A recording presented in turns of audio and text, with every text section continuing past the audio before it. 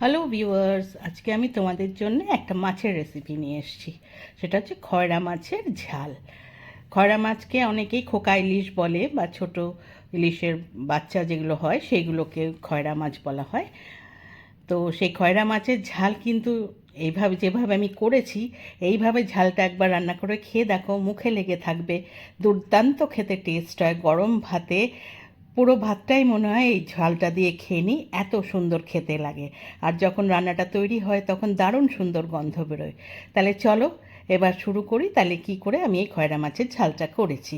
তার জন্য আমি দুটো খয়রা মাছ নিয়ে ভালো করে ধুয়ে নুন হলুদ মাখিয়ে রেখেছি। একটা মাঝারি সাইজের থেকেও ছোটো একটা পেঁয়াজকে কুচো করে রেখেছি, একটা ছোট্ট টমেটোকে কুচো করে রেখেছি, 3টে কাঁচা লঙ্কা রেখেছি, কিছুটা ধনেপাতা কুচো করে রেখেছি, 1 চামচ কাঁচা লঙ্কা বাটা নিয়েছি, আর আমি 1 চামচ পোস্ত বাটা, 1 চামচ সাদা সর্ষে বাটা আমি নিয়েছি। তোমরা কালো সর্ষে যারা খাও তারা কালো সর্ষে ইউজ করতে পারো। আমি কালো সর্ষে খাই না, তাই আমি কালো সর্ষে নিইনি। এইবার কড়াইতে সর্ষের তেল দিয়ে দিলাম। মাছটা পুরো কিন্তু সর্ষের তেলে রান্না করবে, এবং তেলটা গরম হলে তার মধ্যে আগে মাছটা ভেজে নেব। তেলটা গরম হলে মাছগুলো আমি তেলের মধ্যে দিয়ে দিলাম। সুন্দরভাবে 2 পাশ ভালো করে ভেজে নিতে হবে। এক পাশ ভাজা হলে ভালো করে উল্টে দিয়ে অপর পাশ ভাজতে হবে। এইভাবে বারবার উল্টে পাল্টে দিয়ে মাছগুলোর যখন সুন্দর রং ধরে যাবে, বেশ সুন্দরভাবে ভাজা হয়ে যাবে, দেখো আমার ভাজা হয়ে গেছে। আমি এইবার মাছগুলোকে কড়াই থেকে তুলে নেব। এবার তুলে নিয়ে ওই তেলেই আমি রান্নাটা করব। তাতে যে আমি কালো জিরের ফোড়ন দিয়ে দিলাম। দিয়ে এইবার আমি যে পেঁয়াজটা আমি কুচিয়ে রেখেছিলাম সেই পেঁয়াজটাকে দিয়ে দেবো। পেঁয়াজটাকে দিয়ে ভালো করে একটুখানি তেলের মধ্যে মিশিয়ে দিয়ে ভাজা করতে হবে। তবে লক্ষ্য রাখতে হবে যেন পেঁয়াজটা পুড়ে না যায়। একটুখানি পেঁয়াজটা ভাজা হলেই, একটু রঙটা চেঞ্জ হলেই কিন্তু পেঁয়াজ ভাজাটা হয়ে যাবে। তার মধ্যে এবার কাঁচা লঙ্কা বাটাটা দিয়ে দিলাম। আমি কাঁচা লঙ্কা বাটা ইউজ করছি। তোমরা যদি কাঁচা লঙ্কা বাটা না দাও তাহলে লাল লঙ্কার গুঁড়ো দিতে পারো, বা এমনি কাঁচা লঙ্কা দিয়েও রান্নাটা করতে পারো। কাঁচা লঙ্কাটা দিয়েও একটু নাড়াচাড়া করে ভেজে নিলাম। কাঁচা গন্ধটা যখন চলে গেল, এবার আমি টমেটোটা দিয়ে দিলাম। টমেটোটা দিয়ে মিশিয়ে দিতে হবে। মিশিয়ে দিয়ে, যেহেতু টমেটো শক্ত থাকলে চলবে না, টমেটোটা মিশে যেতে হবে, তাই এবার আমি এর মধ্যে নুন মশলা যা যা দেবো সব দিয়ে এবার আমি এটাতে দিয়ে দেবো। আমি নুন দিলাম বেশ 1/2 চামচের মতো, আর হলুদ দিলাম আমি 1/2 চামচ। যেহেতু মাছে নুন হলুদ মাখানো আছে, আমি নুনটা কম দিলাম, বুঝে নুন দিতে হবে। আর আমি লঙ্কার গুঁড়ো একটুখানি কালারের জন্য দিয়ে দিলাম 1/2 চামচ থেকেও কম, 1 চিমটে দিয়ে এইবার একটু সামান্য জল দিয়ে পুরো সব মশলাগুলো সুন্দরভাবে আমি কষিয়ে নিচ্ছি। বেশ সুন্দর সব কিছু মিশিয়ে দিয়ে এইবার আমি ঢাকা দিয়ে এই মশলাটা একটু কিছুক্ষণ কষাবো, 2 থেকে 3 মিনিট। 3 মিনিট পরে ঢাকা খুলেছি। সুন্দর তেল ছেড়ে গেছে, মশলাটা আমার অনেকটা কষে গেছে। আমি একটু নাড়াচাড়া করে নিলাম। নাড়াচাড়া করে নিয়ে যাতে তলায় যাতে লেগে না যায় সেটা দেখে নিতে হবে। নিয়ে এইবার এর মধ্যে আমি যে সর্ষে আর পোস্ত 1 চামচ করে বাটা নিয়েছিলাম সেটা দিয়ে দিলাম।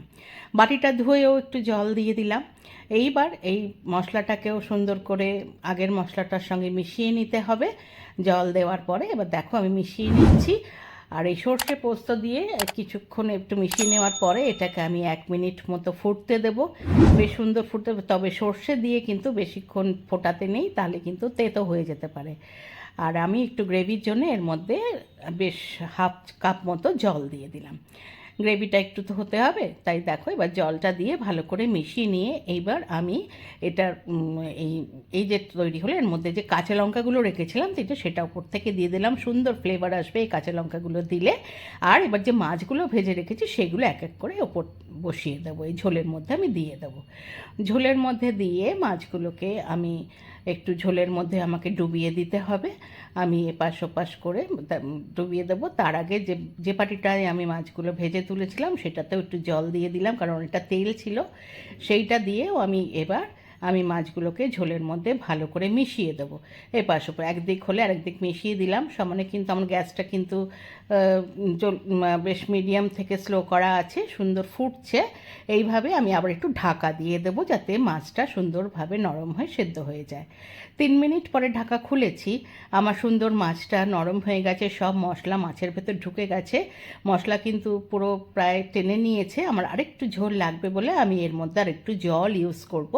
একটু জল দিয়ে দিলাম, দিয়ে এবার এই জলটা দিয়ে 1 মিনিট ফুটিয়ে নিতে হবে, যাতে জলটা কাঁচা না থাকে। জলটা দিয়ে 1 মিনিট যখন আমি ফুটিয়ে নেব, আমার মাছ কিন্তু মোটামুটি হয়ে যাবে।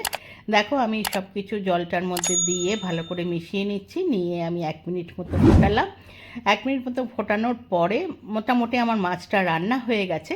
এইবার আমি যে ধনে পাতাটা কুচিয়ে রেখেছিলাম সেইটা এবার এই ঝোলের মধ্যে দিয়ে দেবো।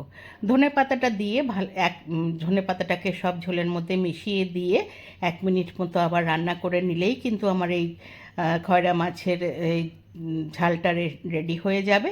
দেখো আমি সব মিশিয়ে নিলাম, আমার হয়ে গেছে রান্না মোটামুটি। এইবার আমি সব মিশিয়ে দিয়ে ঢাকা দিয়ে আমি স্ট্যান্ডিং টাইমে 5 মিনিট রেখে দেবো, গ্যাস বন্ধ করে দিলাম। এই 5 মিনিট পরে যখন ঢাকা খুলেছি, আমার এই মাছের ঝালটা একদম রেডি হয়ে গেছে। এটা গরম ভাতে দুর্দান্ত খেতে লাগে। আমি একটা সার্ভিং প্লেটে এটাকে সার্ভ করে দিয়েছি। তোমরা একবার গরম ভাতে এইভাবে খয়রা মাছের ঝাল বা খোকা ইলিশের ঝাল যেটাই বলো করে খেয়ে দেখো। আর এইভাবে যদি ঝালটা রান্না করো, দারুণ টেস্ট হয়। আমি নিজে খেয়ে তোমাদের গ্যারান্টি দিচ্ছি খুব ভালো হয়েছে। আশা করি রান্নাটা তোমাদের ভালো লেগেছে। আর আমার এই রান্নাটা যদি তোমাদের ভালো লেগে থাকে, একটা লাইক করো, কমেন্ট করো, শেয়ার করো। যারা এখনও আমার চ্যানেলটা সাবস্ক্রাইব করোনি, প্লিজ সাবস্ক্রাইব করে দিও। পাশে থাকা বেল আইকনটা প্রেস করবে, তাহলে আমার তৈরি সমস্ত রান্নার নোটিফিকেশন তোমাদের কাছে পৌঁছে যাবে। আবার নতুন নতুন রান্না নিয়ে তোমাদের কাছে আসবো। আজকে তাহলে চলি, তোমরা ভালো থেকো, টাটা।